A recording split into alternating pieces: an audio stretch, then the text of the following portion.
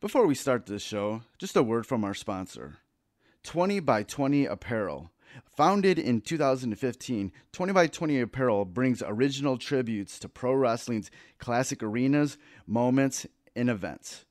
They look to spotlight the bloopers, bleeps, and body slams along with the biggest, smallest, strangest, and strongest that pro wrestling has had to offer.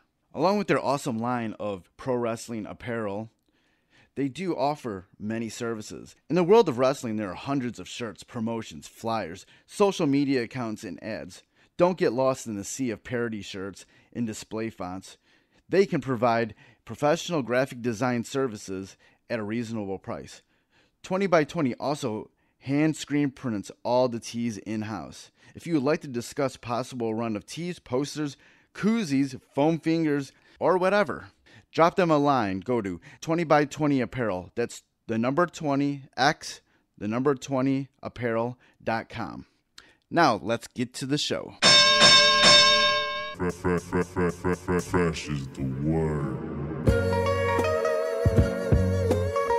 I'm Jim Duggan, got long wood for plenty hoes. I keep it fresher than fresh, but you already know. You suckers bummy, I'm money, I got a ton of flows. My weed loud like a motherfucking thunder roll. Your shit quiet like you ballin' on a budget though. We see your kicks and we laugh and yellin' what are those. You see me shining like a suit on puffy. You know my grindin' shit is too strong, buddy. That's why the dude call money. I be stuntin' like it's nothing at all. Cause it's nothing to me, it's probably something to y'all. Trying to smoke like me, then come and fuck with your dog. Got a closet full of kicks, you can't cop at the mall. And I'm fresher than the freshest, you can tell it's in my essence. Bitch, you see the way I'm rapping, yes I do this shit to death. I tell I'm running out of breath, I tell somebody cut a check. But either way you know it's fresh, and either way you know it's fresh. Fresh, we fresh, fresh, goddammit, we fresh.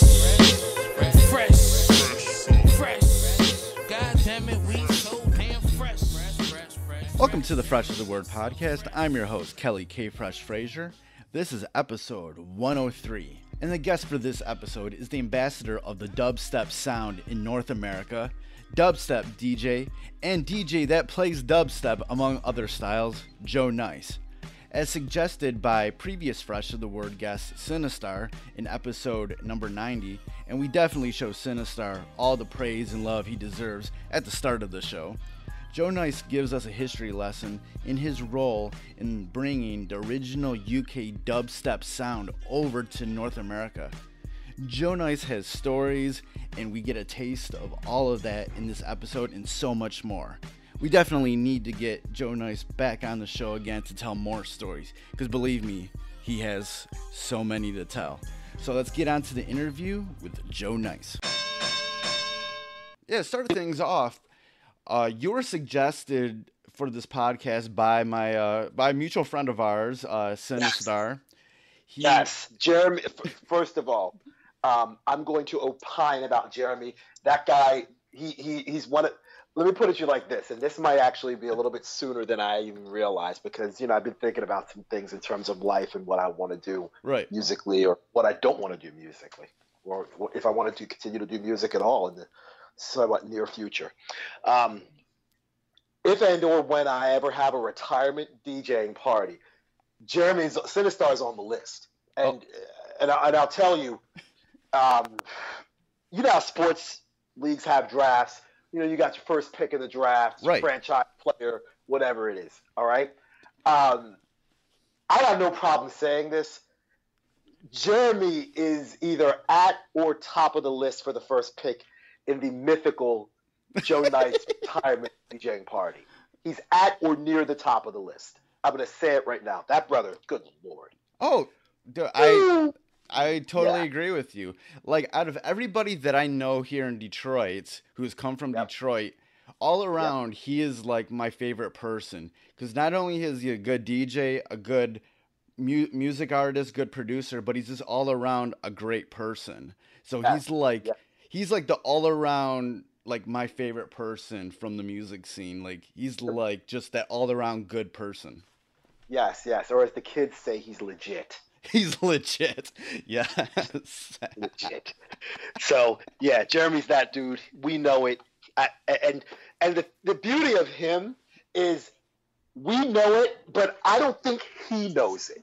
Or if he does know it, he doesn't let anyone else know that he knows it. Right.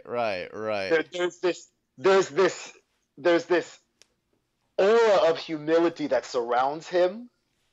Yet he not that anyone would ever want to be purposely arrogant, cocky, and conceited, but he could easily be that guy because for I guess some sort of weird formulaic reason, his talent sort of dictates that. You know what I'm saying?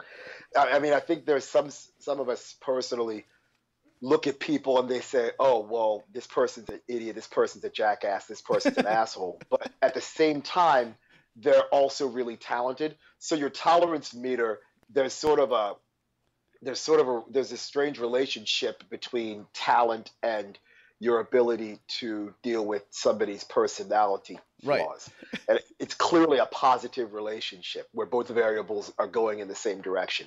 So if you're incredibly talented, your tolerance meter is going to be relatively high. But if you're just an average dude or lady, you better be a really good person, because we're not going to put up with your craziness. You know what I'm saying? Right. You know, you see this in all walks of life. You see it in sports. I don't watch the National Football League anymore for a variety of reasons, but you see these diva wide receivers all the time, where it's like, okay, well, yeah, this diva wide receiver will get you 15 touchdowns and get you 1,600, 1,700 yards. But they also want the ball thrown to them 15 times a game. They show up late for practice. They get frustrated when the ball's not thrown in their direction. But the guy's 6'4", 220 pounds, runs a 4.5 40, can bench press 450 pounds, and he's the best wide receiver in the game.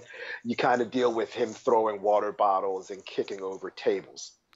You know what I'm saying? Right. So it goes both ways. But yeah, Jeremy's a wonderful guy, and I'm thoroughly happy, and it's a pleasure to be on the line with you today to do this podcast. Oh yeah, thank you. Yeah, Jeremy is so cool. Like he's low key, like his resume is actually killing so many other people's resume, but he just, like you said, doesn't let everybody know about it, you know?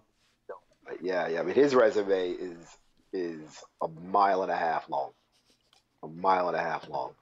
And it's on and it's in small print too.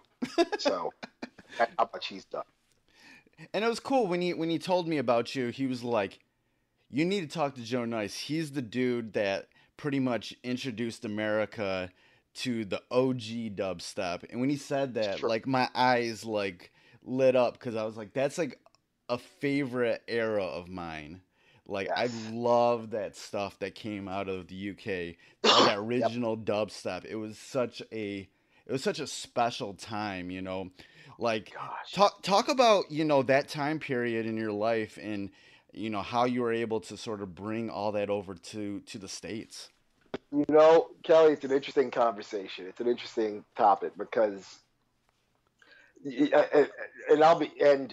let me answer your question by asking you a question. Okay. What do you consider that quote unquote OG dubstep sound? I guess in terms of a chronology, years. When do you think that started? It would have to be, and I'll say this, it'd have to be like the early 2000s, because I remember this had to be, what year would have been? It probably would have been, okay, it would have been 2005 by then. I remember I was interviewing you know who Tad Mullenix is, Dabry? Yes. Yeah, yes. I was interviewing him, and when I left his place, he gave me a bunch of like CDs, and there were all these dubstep mixes from like previous years and stuff. I can't remember who did them or anything, but like I had heard some stuff before that, like stuff that like Benji B would play on Deviation. And so it was like the stuff like, you know, Digital Mystics and Hatcha and you know, Joker and Scream. It was like stuff like that.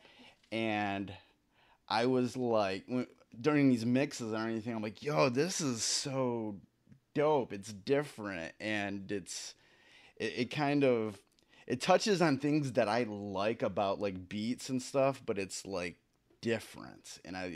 and it goes in all these different places, but it has this sort of underlying theme, you know. So that was where I was coming from at that time. Oh, of course, of course, of course. Um, you know, I guess to answer your question is, I guess, succinctly as I possibly could, because the mid 2000s, I would say, would be, I guess, the first renaissance of dubstep.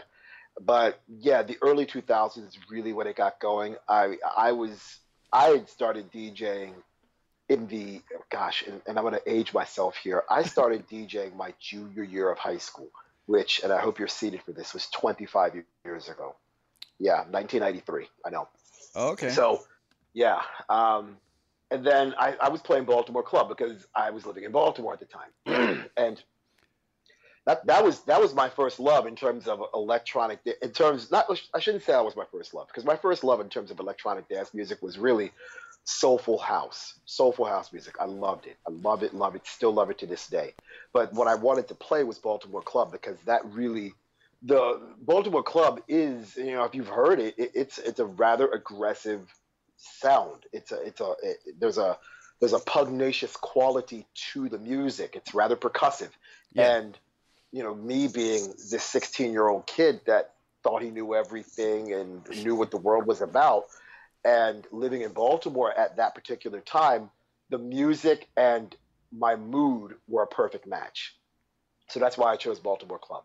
Yet there was still this human, sort of kind-hearted, soulful being that loved their soulful house. So it was kind of just this weird dichotomy of sounds that I enjoyed listening to when I was a 16-year-old adolescent. But, you know, then I got to college and I stopped DJing for the better part of almost 5 years. And then a friend of mine introduced me to some UK Garage CDs, and this is probably back in 2000. Yeah. And then I said, okay, hey, let me start DJing again. So I went ahead, started buying records, started buying all of these early UKG records. And then I said, hey, you know what? Let me start trying to play some shows around Baltimore. And if you knew anything about Baltimore at the time, other than Baltimore Club, the two dominant genres of music where you would go to, what you would hear at parties, were drum and bass and breaks.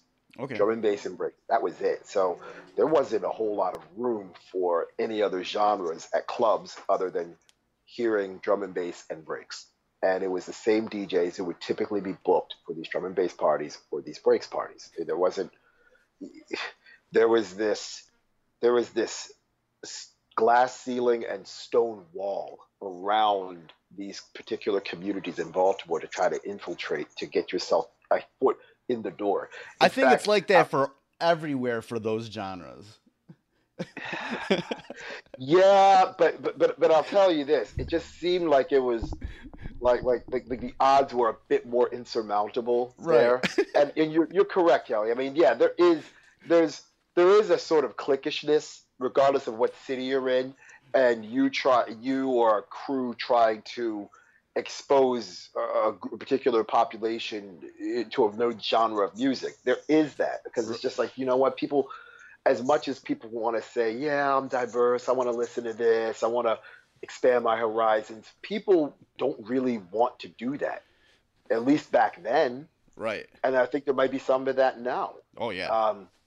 You know, there's a reason why people like quote unquote classics. But what I think most people don't understand is that, you know what, in order to have classics, you have to have new music that eventually becomes old. So that new music that eventually becomes old can become a classic. Right.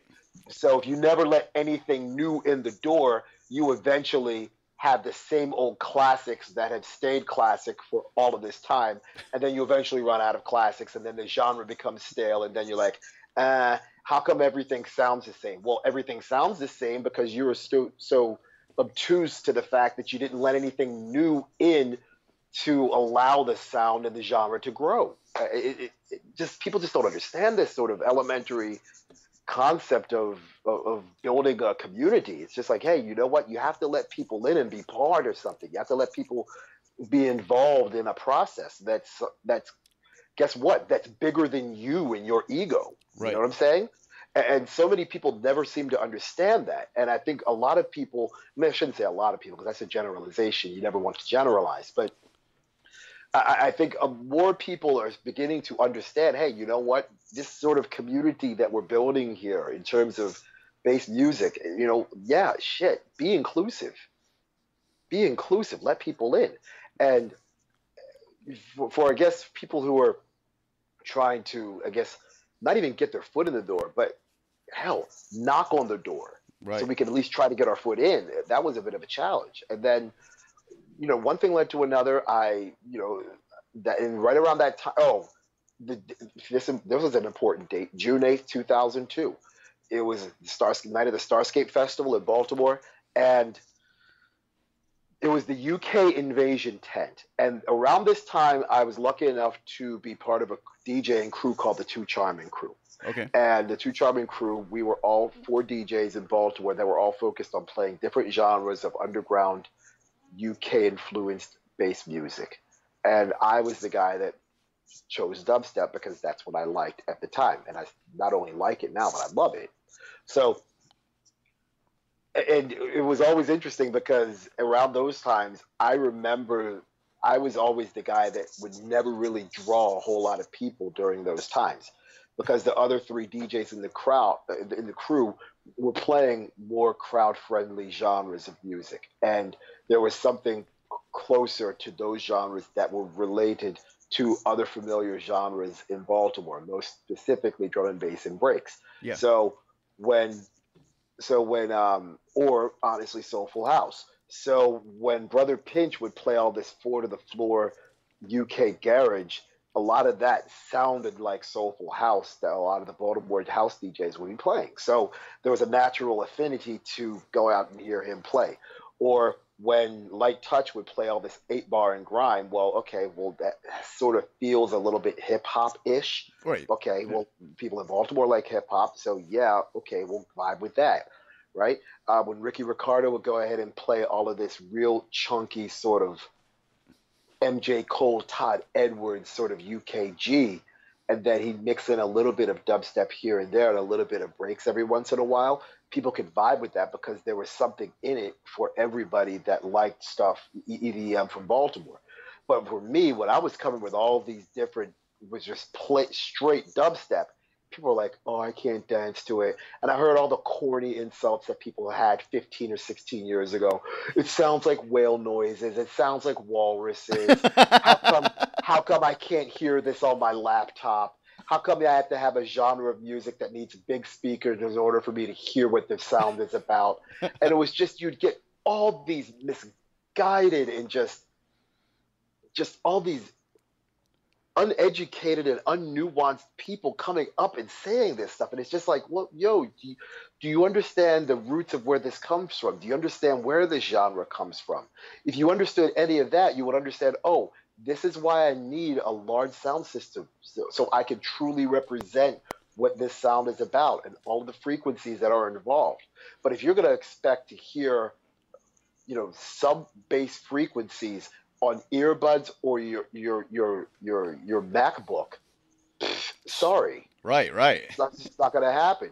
If you're going to expect to hear all of these low frequencies on your Dell desktop computer, because back in the day in 2001, everybody had a Dell. Right. And you didn't even bother trying to get some external speakers. You were just like, okay, I'm just going to turn it out and help the built-in speakers do the job. If you think that's going to get what you want out of dubstep, you're sadly mistaken. So, and a lot of promoters didn't necessarily get that idea, get that concept. Oh, you know what? Dubstep is not laptop music. It's big speaker business. That's what it is. And you need big speakers in order to get everything that you want out of it. And a lot of promoters didn't get that. So as a result, I would go play my shows and I've said this before in interviews, 10 people there. 10 people.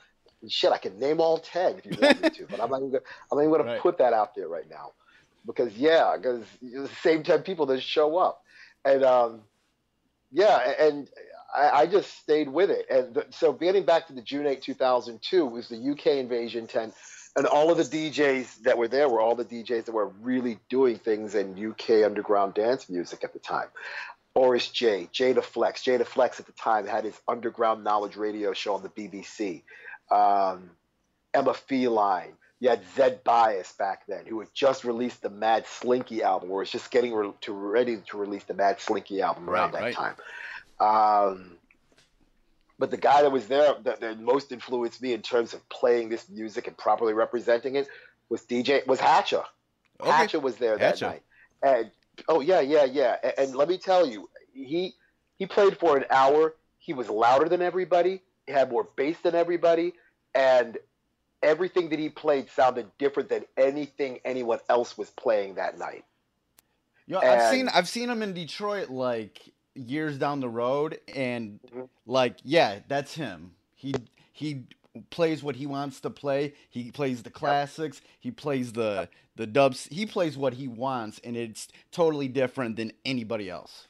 Oh, it was completely different. And the beauty of all of that, okay, and I'm fairly certain that everyone else on the evening was either playing records or a combination of records and CDs.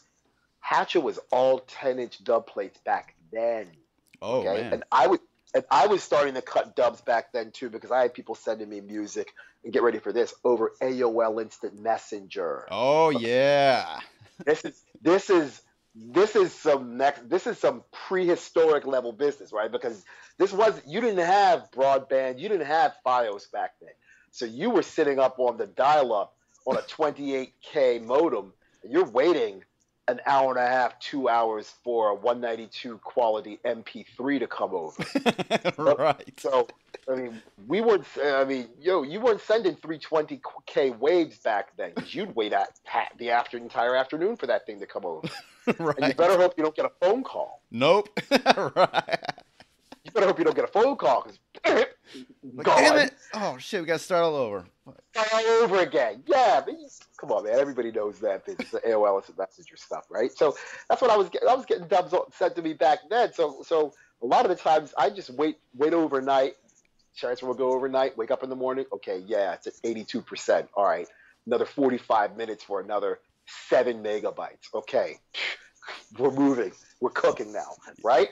That was the back then. So, but Hatcha was different, man. That brother was on another planet back then. And the other crazy part about that, we're talking 2002 now, all right? He was playing, his set was, I'm fairly certain, was almost entirely Benga and Scream tunes. Right. Classic Benga and Scream tunes. Tunes that people don't like. Tunes like Bubble, The Mammoth, Devil Dub, Cape Fear, Judgment, which eventually came out on Big Apple Records, Skank, Dose, The Bug, people just don't remember those days, and it was just like, okay, what am I, the Indian dub refix that Lofa did, that it was just, he had hours of his beats back then, hours of it, and it was just like, okay, what am I really listening to? So then, at that point, I basically dedicated myself to being a dubstep DJ, and I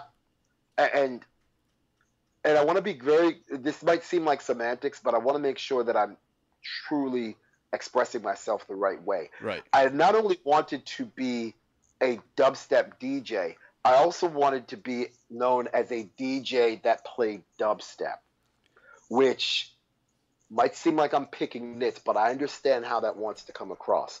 Because if you fast forward to, I guess, the latter part of that decade in 2008, 2009, the words dubstep DJ became somewhat of a pejorative, became somewhat of a derogatory term. It became a 4-letter, or a 5-letter, or a 6-letter, or a 7-letter word that you were not allowed to say on television. Because, oh, you're a dubstep DJ. Okay, we can't book you. Right. But so that's why I was specific in saying what I just said a couple of minutes ago. I not only wanted to become a dubstep DJ, I also wanted to be known as a DJ that played dubstep. That way, if there were any sort of aspersions or any sort of connotations that were negative that you wanted to attach to me, you couldn't do that, because, hey, I'm not just a dubstep DJ. I'm a DJ that plays dubstep. I understand the culture. I understand the history of where it came from. I know the people who are a part of making the history that is now has a legacy. because at the time the genre had just started. So you can't have a legacy without being involved and having events that create a history first. So now that we're 17, 18 years into this journey, we can now say, for those that have been involved in it for a length of time or even a shorter period of time, there is a legacy with dubstep now that was not there before because we didn't have a history, because we hadn't been around long enough. Right, right. Once you sort of had this inspiration, what did you do next? Because you're, like I've already said, you were one of the people that brought all this great music over to the States on a regular basis. What did you start to do? You know what? So much of everything is where you are and what you're doing when you're doing it, and timing. And I guess that's really the best definition of timing, is being right place, right opportunity, and I guess hard work and determination and effort. But dubplate.net this is before Facebook and all the other. We had dubplate.net. It was a website, it was a forum, and people would just go there. And I remember distinctly going up to New York City to see some dubstep, and this guy messaged me privately. This guy's name was Dave. I was like, okay, this guy Dave messaged me. He said he wanted to meet up because he knew I was doing shows here in Baltimore, and he would play some dubstep every once in a while in New York City. So he was like, all right, I'll go up and meet him. We'll hang out at his place. We'll get some dinner. We'll hang out and go to the show. And we went to the show, and it was somewhat of a disappointing show. And then we were like, hey, so then we hung out, played some records. I drove back home from Brooklyn back to Baltimore. And then about a couple of weeks later, he's like, hey, look, why don't we do our own show in New York City? And I said, okay, sounds great. Where are we going to do it? And he's like, okay, well, yeah, let's do it at this place called Bar Sputnik. And I'm like, okay. He told me where it was. I'm like, all right, I'll drive up. Let's go for it. Sure enough, that was the very first Dub War, which happened in June of 2005. Now, granted, I had already started playing shows in other cities around the United States. Yeah. But that was really the first break in terms of me being known on more than just a quote-unquote local level, Baltimore, D.C., DMV area. Now I'm playing shows in New York City. And it was then at that point, it was like, okay, he's playing New York. We're doing an event in Brooklyn, New York. And I remember the night vividly because it was me, Dave, and another friend of mine, my friend John Ask, who's a legendary dub and reggae DJ in Baltimore. And if you start talking about dub and reggae in Baltimore, John Ask should be the first name you mention. And his other DJ partner was a guy named Dan G. They're the guys I grew up listening to. They were the guys I would always do shows with when it was my turn to have my night in the rotation, whether I was a resident DJ at Sonar in Baltimore. They would always open up, and these were the kind of DJs that would have 2 or 3 record bags full of records, knowing they're not going to play every tune in their bag. That was their thing. So John would come up. John played the show, and I remember when we did the first Dub War, we had 20 people there. There were 20 people there, I think, throughout the night. And it wasn't a disappointment that we had 20 people. It was a surprise that we had 20 or 30 people there. So right. You're like, yo, what? We had 30 people show up? Okay, let's do it again in another couple of months. So we did it again in another couple of months. And we ended up getting 50 or 60 people. And Dave, who works in advertising, Dave knew some people at a couple of different newspapers, and he was rather well connected with several different promoters in the New York City underground music scene. One thing led to another. We stopped doing the shows at Bar Sputnik. We ended up doing the first big show at Rothko, and then we brought over Code 9, and we packed Rothko, packed the place. 400 people showing up for that show. At that point, we knew we couldn't turn back. We couldn't go back to Bar Sputnik. We had to continue this ride. We had to continue this momentum. There was no way we could stop and say, you know what? Let's just go back to being this small event. Let's just go back to being this, this second room sound. No, we couldn't do that anymore. We couldn't do that anymore. And simultaneously, the Grime City people crew in San Francisco had started their event, Grime City, in May of 2005. But their event was almost entirely grime. Dub War was strictly focused on dubstep. So there we shared some common ground, obviously, because we both were interested in exposing UK underground dance music to new areas. It's just they did grime, we were focused on dubstep, and it worked beautifully. And then the DMZ event started in March 2005. So there were a lot of events that took place in sequence, which provided sort of this inspiration for, I guess, for me to answer your question of what happened next. What happened next was more events started showing up in the United States. And not just grime events, but in terms of dubstep, more events started showing up. And I think having the first true dubstep event occur in New York City is more important than I think people truly realize, because New York City has this sort of mystique about it. There's all sorts of slogans about New York City, the Big Apple, or hey, if you can make it there in New York City, you can make it anywhere.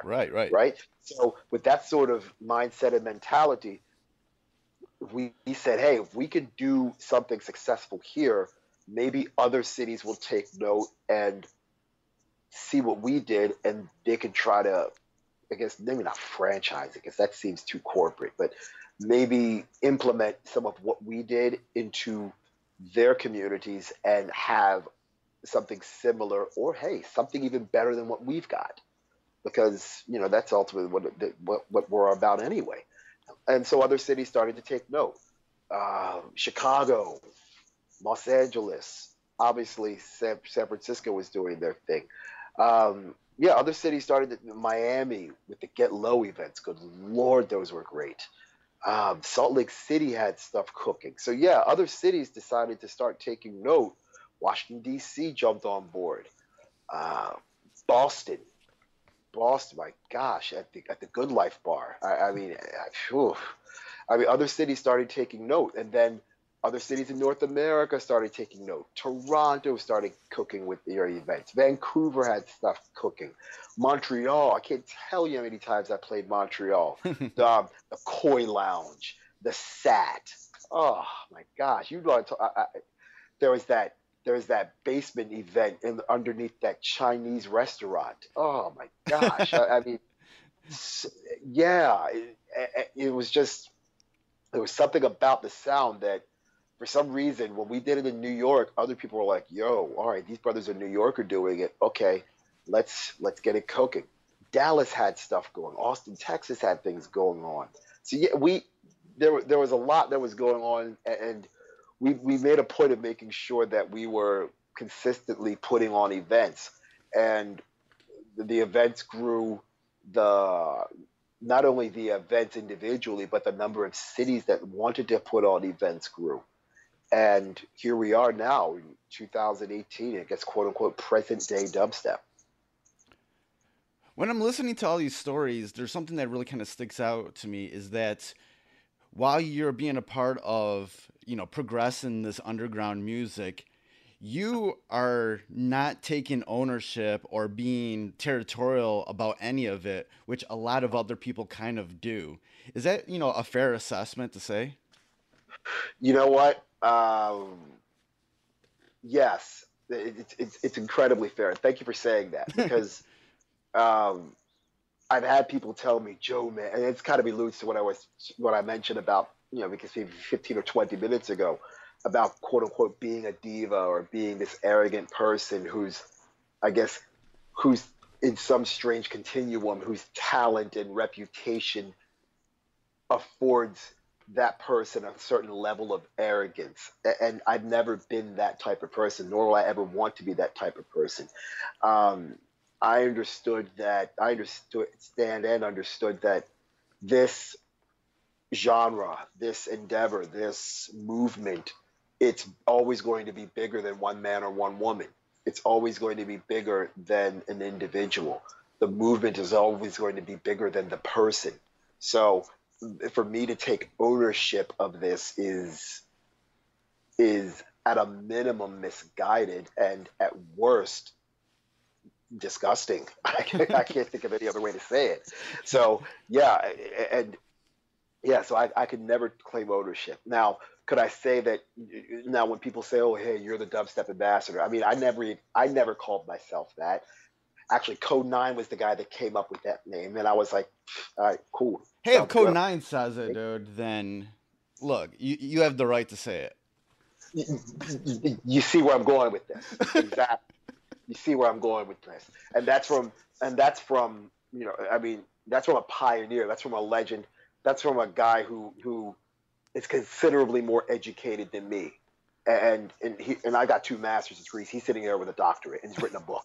So if this brother's going to say, "Hey, you know what? Yeah, you know, it's like you're the dubstep ambassador, Joe. Just keep doing what you're doing." Oh, okay, sounds good to me. Sounds good to me, brother. Right, right. Okay, so obviously as the 2000s go on, and dubstep has more of a foothold in the States, there obviously becomes a difference in what the classic UK dubstep sound is, and then what would happen in America and how that would sound. And Sure. there would be some negative connotations that would, be attached to the word dubstep here in the States.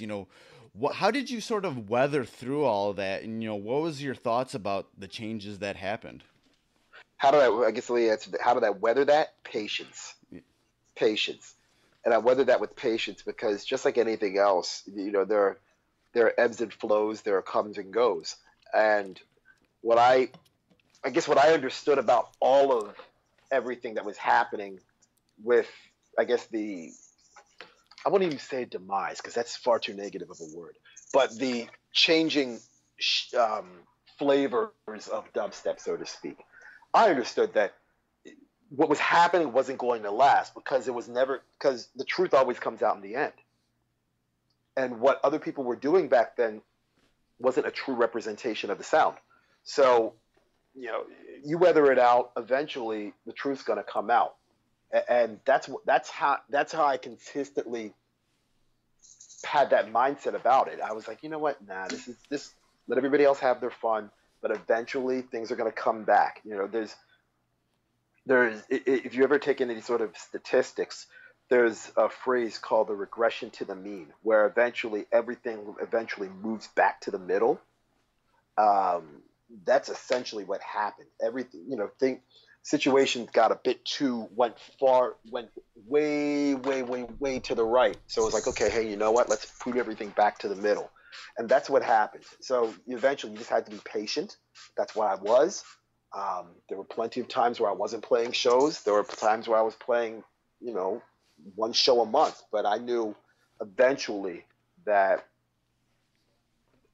what was meant to be was meant to be. And the true dubstep sound was going to shine through. And that's what happened.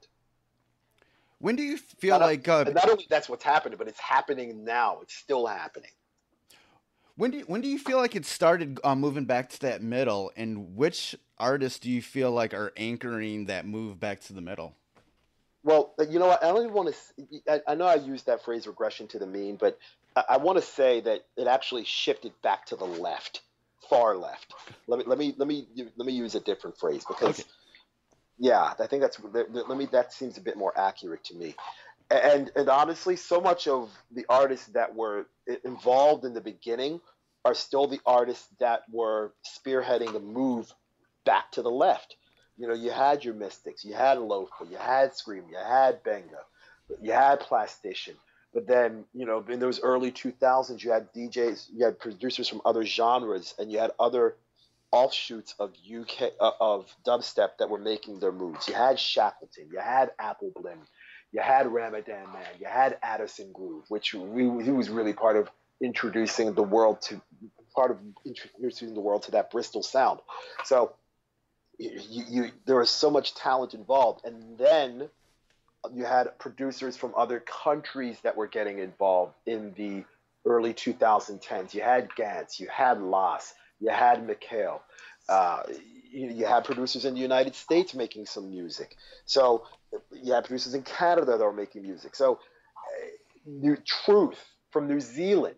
I mean, their first release was, I think, a Deep Medi release. That was what, 08, 09?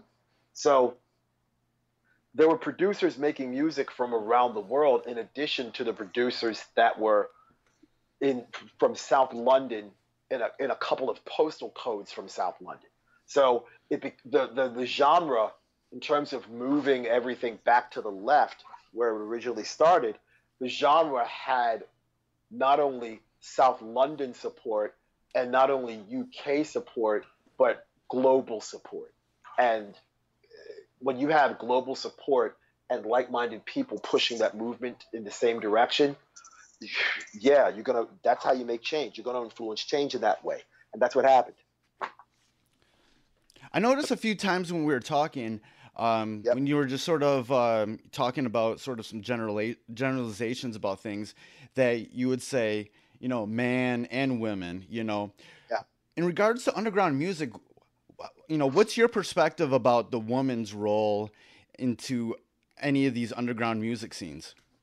The woman's role should be should be the same as a man's role. If the woman wants to go and produce, do it. She wants to DJ, do it. She wants to buy a venue and manage an event company, do it. She wants to have her own record label, do it. I don't discriminate, and I don't think anyone else should be either. I mean, because I think it seems rather, I guess, disingenuous to say, okay, well, hey, you know what? Well, you're a woman, you can't be a headlining DJ, or you're a lady, you can't headline a festival, or you're a lady, oh, well, you can't be a booking agent, or hey, you're a lady, you can't own a venue in a big city.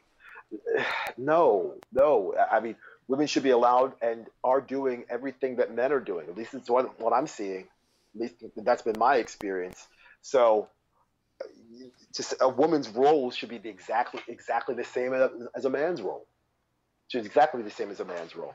I'll tell you, and again, Kelly, I've had some wonderful events this year.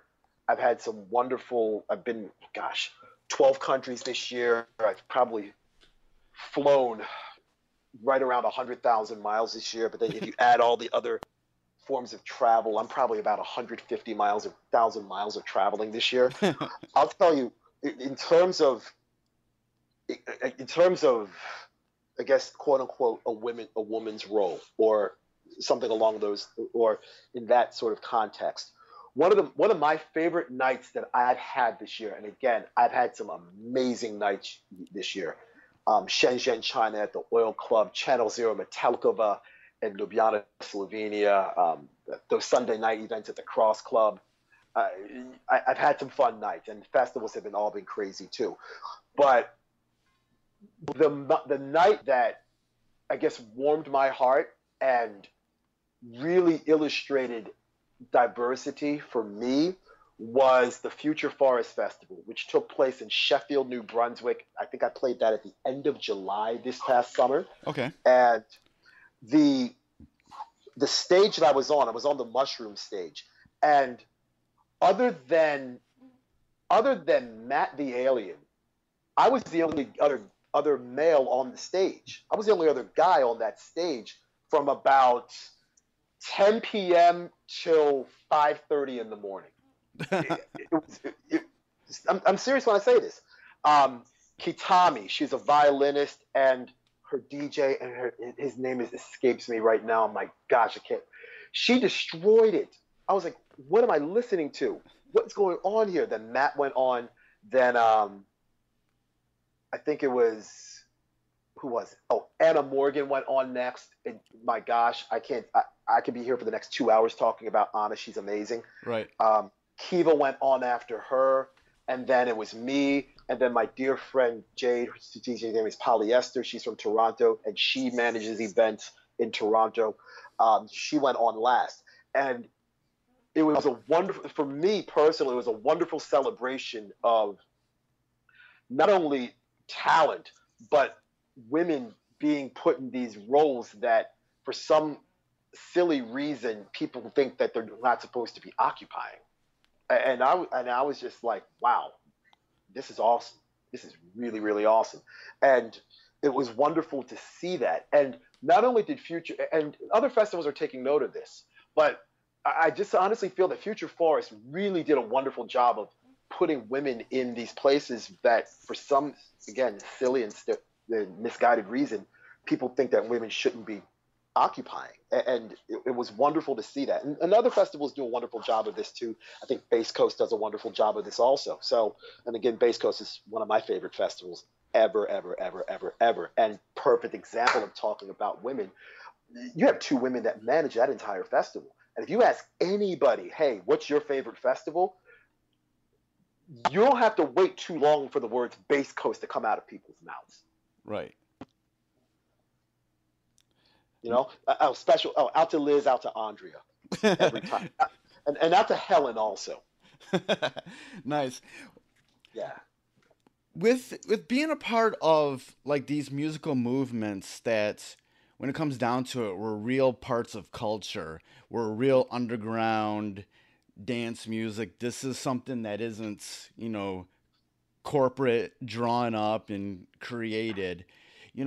What do you feel like is, if anybody was listening to this, doesn't matter what sort of art form that they're doing, what would be some advice you'd give to anybody in regard when they're dealing with something that is sort of outside the mainstream, that isn't anywhere near the corporate gig, when it's a part of, when it's about the culture? What sort of advice would you give to anybody? Number one, know the history. Know the history, because you can't, at least in my opinion, I don't think you can understand a culture, an underground movement, without understanding the history of where that underground movement came from. And you think about any sort of cultural movement or any sort of movement in general, there is a history involved, and there's a reason why these events took place for the movement to begin initially. So understanding the history, and the history is highly important. Next, understanding the people involved in the history is also important, because you obviously, with any sort of endeavor, you don't want to duplicate the effort. You want to contribute to the effort. So understanding who did what historically would provide perspective. So now you can say, okay, you can then look at it from two perspectives. You can say, okay, well, this person did this. How can I improve on what this person did? Or, oh, this is what's needed. How can I bring this missing ingredient to the culture? So there again reverts back to the first point, understanding history. Because if you got to understand the history. Got to understand your history. And I think the other part to all of this is commitment. At least for me, my advice has always been commitment. I don't think I've ever done anything halfway, and music certainly applies to that aspect of my life. So I always try to make sure that I completely am involved and committed to what I'm doing. And because if you don't have the commitment, then you're wasting your time and other people's time who are completely committed to what this is about. So those are the three pieces I would offer of advice I would offer. Yeah, before we started, in this interview, you mentioned that right now you're kind of working out like what else you want to do in your life, maybe after music. How important is it to be honest with yourself and have other avenues, other plans, and a plan to do something after, like being a music artist or a DJ? How important is that? Well, I can't speak for everybody, but for me, I have other passions in life that I feel I want to pursue. I just don't know when I want to pursue them or what that looks like. But I think everybody has to be honest with himself or herself with regards to that aspect of their lives. I don't think anybody goes into music thinking they're going to make a career of it. if you're lucky enough to do that, more power to you. But I certainly, when I started DJing again, 17 years ago, I certainly didn't think this would be my source of income and one of the major sources of happiness in my life. I never imagined that. My focus was considerably smaller. It was just, hey, you know what? I'd love to play a set at Shorty's in Baltimore, or I'd love to get a set at Sonar in Baltimore. And now, success has been this increasingly addictive drug.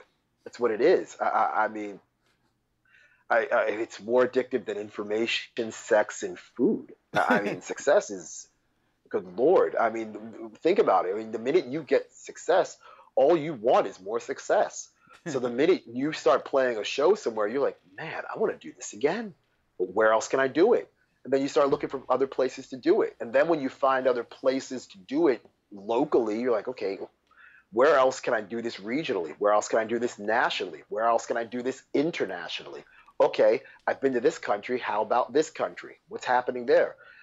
Fast forward 17 years later, including the U.S., I've now been to 46 countries. You played all over the place. And there's still places that I would love to visit and love to play that I have not been to yet.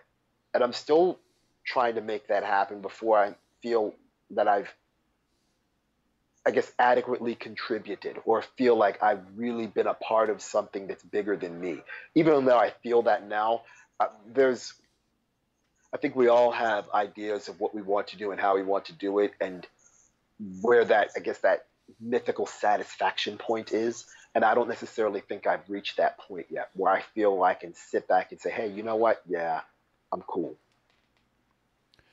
What has been what has been some things that, as a person who's been in music for so long, skills that you feel like you are able to transfer to other passions that you have in life? People. And I think that's, for me, that's always been the root of it. That's always been the heart of all of this. It's people. And when you're a DJ, you have to, part of being a DJ is not only selecting the music, but it's also reading the crowd. And reading the crowd from a psychological standpoint is understanding other people's desires and emotions. And I'm going to say that again, understanding people's desires and emotions. It's understanding what people want, and you're responsible for giving people what they want. And you're also tangentially responsible for giving people what they need, even though they don't know they need it. Okay? Oh. That skill and that art, that's transferable anywhere. You can go anywhere and use that skill, because so many people, I shouldn't say so many people, because again, I'm generalizing, but their society seems to, at times, to lose that human aspect of dealing with people, of managing people's emotions, of managing yourself. So as a result, you may behave a certain way because you're not listening to what people want from you. You're not reading body language. You're not looking somebody else in the eyes and saying, okay, I hear what their voice is saying, but what are their eyes speaking to me? What is their body language? How is their body language communicating to me? So I think the one transferable skill is understanding people, how people communicate, and your ability as a DJ and a selector to communicate back to them by giving them what they want, what they need, and even stuff that they think they don't need right away, but they need it because you're the person that can give it to them. Definitely. I always like to end all my interviews with the same question, and I gave it to you ahead of time. It's over already? What do you? What? Yeah, we're almost at an hour, man. I'm just messing with you, brother. But yeah, I always like to end my interviews with the same question, and I gave it to you ahead of time to think about it. And that question is, You gave ahead of time. Yeah. yeah, who is somebody that's been a part of your career that I could realistically interview, and they would have some good stories or lessons to talk about? Interesting. Wow. There's a couple of people. My brother Dave Q. He will be easily reachable. Dave has been, gosh, one of my best friends.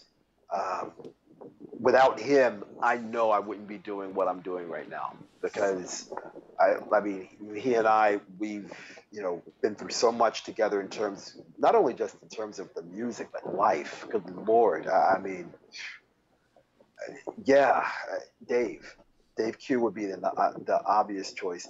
The other, and I'm going to go with somebody who I guess is relatively new to DJing, but not relatively new to the underground bass music culture. And I mentioned her earlier on in this, is Anna Morgan.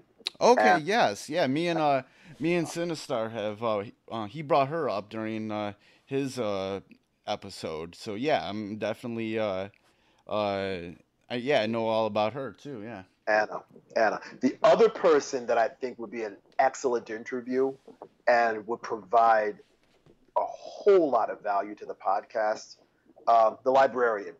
I think Andrea would be an excellent interview also. All right. These are all great suggestions.